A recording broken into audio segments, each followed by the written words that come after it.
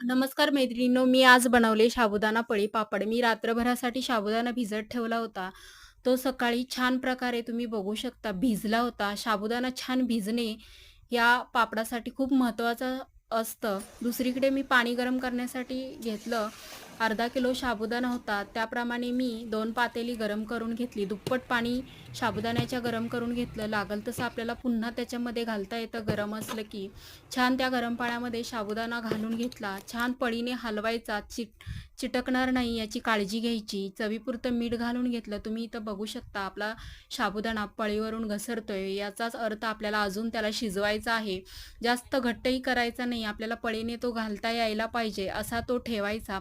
तुम्ही बघू शकता उन्हात जाण्याची गरज नाही. घरातच मी हे प्लास्टिकच्या पेपरवरती छान असे साबुदाणा पळीपापड घालून घेतले आहेत व दुसऱ्या दिवशी 2 दिवस आपल्याला ऊन द्यायचं आहे. छान पापड तयार होतात. व्हिडिओ आवडल्यास लाईक करा.